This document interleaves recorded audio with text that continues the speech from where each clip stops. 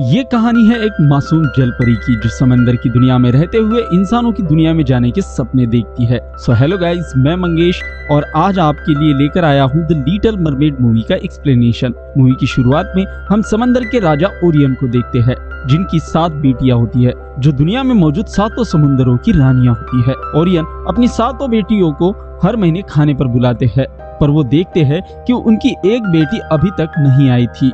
उसका नाम एरियल होता है। वो तुरंत अपने प्रधान को बुलाते हैं जो कि एक केकड़ा होता है। इस केकड़े का नाम सेबेस्टिन होता है। ओरियन सेबेस्टिन को एरियल को ढूंढने भेजता है। इधर जब हम एरियल को देखते हैं तो वो अपनी एक मछली दोस्त फ्लाउंडर के साथ होती है। एरियल को इंसानों की दुनिया से बहुत लगाव होता है, इसलिए वो हमेशा समंदर में गिरी इंसानी चीजों को जमा करती है। यहाँ एरियल का एक और दोस्त होता है स्कर्टल, जो एरियल को मिली इंसानी चीजों के बारे में जानकारी देता है।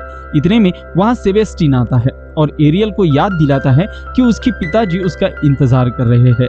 एरियल तुरंत वहाँ से निकल जाती है। इसी समंदर में एक चुड़ैल भी होती है जिसका आधा शरीर औरत और आधा ऑक्टोपस का होता है। दरअसल ये चुड़ैल राजा ओरियन की बहन और एरियल की बुआ होती है, पर चुड़ैल ने एक बार ओरियन को मारकर खुद समंदर पर राज करने की सोची, इसलिए ओरियन ने उसकी जादुई आवाज छीनकर उसे अपने राज से बाहर निकाल दिया। पर चुड़ैल किसी भी हाल में दोबारा अपनी शक्तियां पाकर समंदर पर राज करना चाहती है। इधर एरियल आते आते देर हो गई थी और उसकी बहनें चली गई थी, इसलिए ओरियन उसे डांटती भी है और इंसानों के लिए उसके मन में जो पागलपन है उसे निकालने के लिए कहते हैं, क्योंकि एरियल की माँ की जान भी इंसानों के पागलपन से ही गई थी। ये सुनकर एरियल गुस्से से चली जाती है। अब ओरियन सेबेस्टिन को एरियल के पीछे निगरानी के लिए लगाते हैं, पर सेबेस्टिन के मन में ऐसा नहीं होता क्योंकि उसे पता था एरियल बहुत जिद्दी लड़की है और वो किसी की भी बात नहीं मानती, पर महाराज का आदेश था तो उसे मानना ही पड़ता है। एरियल अब अपने कमरे में आती है जहां उसने अब तक जमा की सारी इंसानी चीजें रखी थी। वो अपनी दोस्त फ्लाउंडर से कहती है कि इतनी खूबसूरत चीजें बनाने वाले इंसानों के दिल कितने अच्छे होंगे और मैं एक न एक दिन जरूर उनके पास जाऊंगी। इतने में उसे आसमान की तरफ से आती हुई रोशनी दिखाई देती है। वो तुरंत उसे देखने सतह पर जाने लगती है। वो ऊपर जाकर देखती है तो उसे एक बड़ी शीप दिखाई देती है जिस पर से पटाखे फोड़े जा रहे थे। ये देखकर वो बहुत खुश होती है और उस शीप के पास जाकर उससे बंदी सेफ्टी बोट पर चढ़ती है और शीप में नाच गाना कर रहे आदमियों को देखकर बहुत खुश हो जाती है।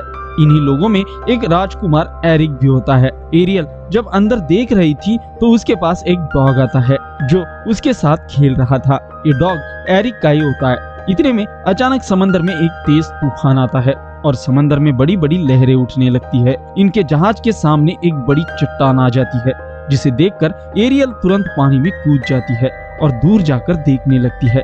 जहाज जैसे ही चट्टान से टकराकर टूटती है तो पानी पूरे जहाज में घुस जाता है। साथ में इनके जहाज में आग भी लग जाती है। सारे लोग तुरंत जान बचाकर पानी में कूदकर सेफ्टी बोट में बैठ जाते हैं। एरिक अपने डॉग को पानी में फेंकता है और एरियल उसे बोट के पास पहुंचाने में पानी के अंदर से मदद करती है।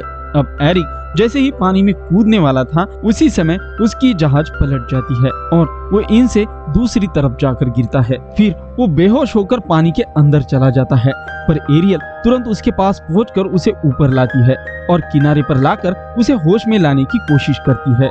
ये सब सेबेस्टिन भी देख रहा था।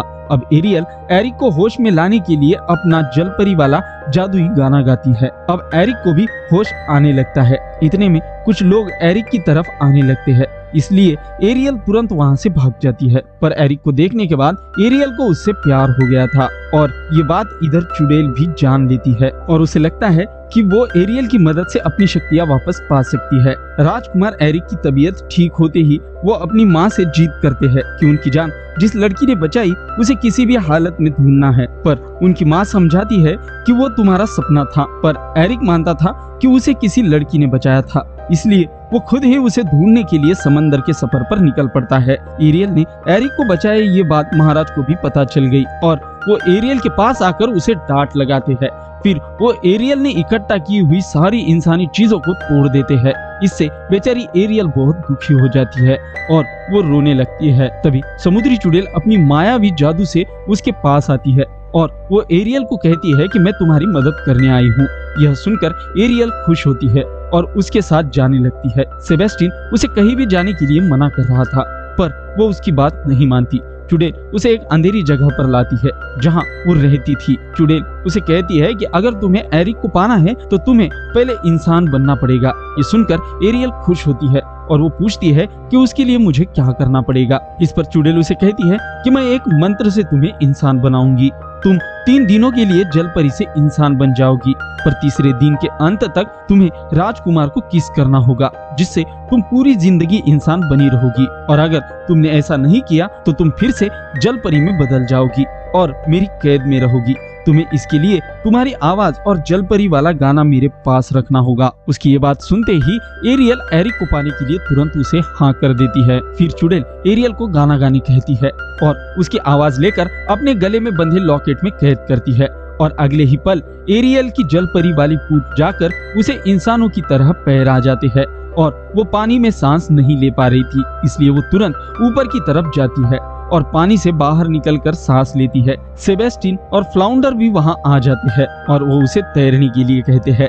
तभी इनके ऊपर एक जाल गिरता है जो एक मछुआरे ने डाला था। वो जब जाल को ऊपर खींचता है तो उसमें उसे एरियल दिखाई देती है। वो तुरंत उसके लिए कपड़े लाने जाता है।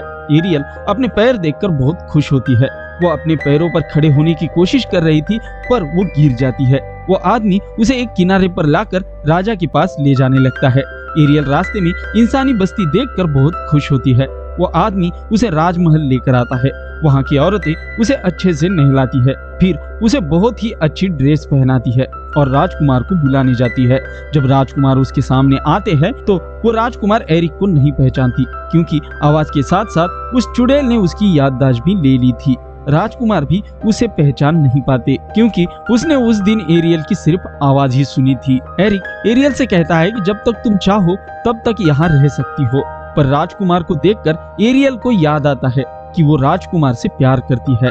फिर एरियल बैठी होती है, तब उसके पास सेबेस्टियन आता है और उसे राजकुमार को किस करने की बात याद दिलाता है, पर एरियल को अब भी वो बातें याद नहीं आ रही थी, इसलिए सेबेस्टियन सोचता है कि उसे ही कुछ करना पड़ेगा। एरियल वहाँ से एक कमरे में आती है जहाँ पर बहुत सारी पुरानी चीजें रखी थी। वो उन्हें बड़े ही आश्चर्यता से देख रही थी। तभी इस कमरे में एरिक आता है। उसे देखकर एरियल तुरंत छिप जाती है, पर एरिक उसे देख लेता है। फिर वो एरियल को सारी चीजें दिखाने लगता है, जिन्हें देखकर एरियल बहुत खुश होती है। फिर एरिक उसे अपने राज्य का एक नक्शा दिखाता है और जानकारी देने लगता है। साथ में वो एरियल को कल वहाँ घुमाने का वादा भी करता है। एरिक तुरंत अपने मंत्री से कल एक घोड़ा गाड़ी तैयार रखने का आदेश देता है। सुबह होते ही एरिक एरियल को घुमाने ले जाता है। रास्ते में वो घोड़ा गाड़ी चलाने का मौका एरियल को भी देता है। एरियल बेचारी ना समझ थी, उसे इंसानों के नियम पता नहीं होते, इसलिए वो उसे बहुत तेजी से भगाने लगती है। फिर ये एक बाजार में आती है। एरियल के लिए ये एक दूसरी दुनिया थी, इसलिए वो बहुत खुश होती है। वो वहाँ के हर दुकान पर जाकर कुछ ना कुछ लेती है और बिना पैसे दिए आगे बढ़ती है। फिर ये वही साथ में डांस भी करते हैं और इन दोनों में नजदीकियां भी बढ़ जाती है। फिर शाम को ये समंदर किनारे आते हैं जहाँ इन्हें बोट दिखाई देती है और ये उस बोट से चांदनी रात में पानी पर सैर करने लगते हैं। एरिक एरियल को आसमान में टिमटिमाते हुए तारों के नाम और राज बताने लगता है। बातों ही बातों में ये एक दूसरे को पसंद करने लगते हैं। अब ये दोनों किस करने ही वाले थे कि वहाँ उस चुड़ैल ने भेजी हुई 2 मछलियाँ आती है और इनकी बोट को पलट देती है।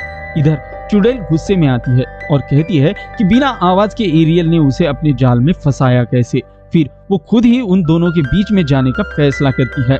इधर एरियल ना मिलने की वजह से उसके पिता भी परेशान होते हैं और वो अपनी सारी बेटियों को उसे ढूंढने भेज देते हैं। एरिक एरियल को लेकर राजमहल वापस आता है और एरियल सोने चली जाती है। इन दोनों का भी दिन आज बहुत अच्छे से गुजरा था। रात को एरिक समंदर किनारे बैठा था, तब उसे फिर एक बार वही गाना सुनाई देता है जिसे गाकर एरियल ने उसे होश में लाया था। वो अब उस आवाज की तरफ जाता है तो उसे वही बैठी एक लड़की दिखाई देती है। जब सुबह होती है तो स्कर्टल आकर एरियल को जल्दी से राजकुमार के पास जाने के लिए कहता है। एरियल तुरंत महल में जाकर देखती है तो राजकुमार एरिक अपनी माँ के सामने एक लड़की के साथ होता है और उन दोनों के शादी की बात चल रही थी। ये देखकर एरियल छिप जाती है। महारानी आज शाम को ही इनकी एंगेजमेंट का ऐलान करती है। ये सुनकर एरियल वहाँ से चली जाती है, पर एरिक को कुछ पता नहीं चल रहा था कि उसके साथ क्या हो रहा है। और उसके साथ जो लड़की होती है उसके गले में वही लॉकेट होता है जो चुड़ैल ने पहना था। इसका मतलब ये लड़की वही समुद्री चुड़ैल ही है और उसने एरिक को भी अपने वश में कर लिया था। सेबेस्टियन बहुत परेशान होता है क्योंकि आज का आखिरी दिन होता है और सूरज ढलने ही वाला था। उससे पहले अगर एरियल ने राजकुमार को किस नहीं किया तो वो उस चुड़ैल की गुलाम बनकर रहेगी। वो एरियल को ढूंढने निकल पड़ता है। इधर स्कर्टल भी एरियल को ढूंढ रहा था और वो उसे ढूंढते ढूंढते महल के एक कमरे में आता है जहाँ उसे एरियल की आवाज कैद किया हुआ लॉकेट दिखता है। तभी वहाँ वो चुड़ैल आती है और वो उस लॉकेट को पहन लेती है। अब स्कर्टल को पता चल गया था कि वो लड़की ही चुड़ैल है। वो तुरंत उड़कर वापस एरियल के पास आता है और उसे सारी सच्चाई बता देता है। असलियत जानकर एरियल तुरंत महल की तरफ दौड़ती है। महल में एरिक उस लड़की को अंगूठी पहना ही रहा था कि स्कर्टल एरिक को धक्का मारता है जिससे वो अंगूठी खो जाती है। फिर स्कर्टल उस लड़की को काटने लगता है। इतने में वहाँ एरियल आकर उसके गले से वो लॉकेट छीनकर जमीन पर फेंक के तोड़ देती है और उसकी आवाज उसे वापस मिलती है। एरियल की आवाज सुनकर एरिक पहचान जाता है कि उस दिन उसे बचाने वाली एरियल ही थी। अब सूरज डूबने ही वाला था। एरियल और एरिक किस कर ही रहे थे कि तभी एरियल के पैर गायब होकर वो फिर एक बार जल परी बनती है। इतने में सूरज भी डूब जाता है। चुड़ैल अब वापस अपने असली रूप में आती है और एरियल को लेकर समंदर में कूद जाती है क्योंकि एरियल ने शर्त हारी थी और अब उसे चुड़ैल का गुलाम बनकर रहना पड़ेगा। वो एरियल को लेकर समंदर के अंदर जाने लगती है। तभी उसके सामने एरियल के पिता एरविन आते हैं। वो चुड़ैल को अपनी बेटी को छोड़ने के लिए कहकर उस पर वार करते हैं, पर चुड़ैल की ताकतें और बढ़ गई थी, इसलिए इसका उस पर कोई असर नहीं होता। चुड़ैल एरियल के बदले एरविन से उसका राज मांगती है तो एरविन भी बिना सोचे अपने बेटी के लिए उसे अपना राज देते हैं। राज पाकर चुड़ैल एरियल को नहीं छोड़ती बल्कि एरविन को ही मार देती है। अब वो एरियल को मारने ही वाली थी कि ऊपर से एरिक आकर उस पर हमला करता है और भाग जाता है।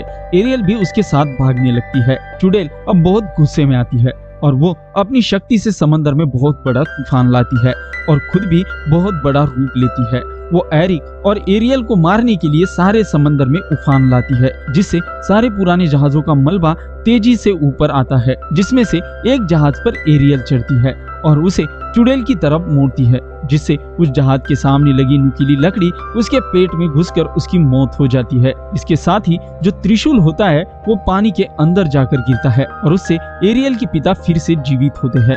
अपने पिता को जीवित देखकर एरियल बहुत खुश होती है। सुबह एरिक वापस किनारे पर आता है और एरियल को याद करने लगता है। अब महाराज एरविन को भी पता चल गया था कि एरियल की असली खुशी एरिक के साथ रहने में है, इसलिए वो उसे एरिक के पास जाने की इजाजत दे देते हैं। एरियल वापस एरिक के पास आती है और ये दोनों एक दूसरे को देखकर बहुत खुश होते हैं। इसके साथ ये मूवी भी यहीं पर खत्म हो जाती है।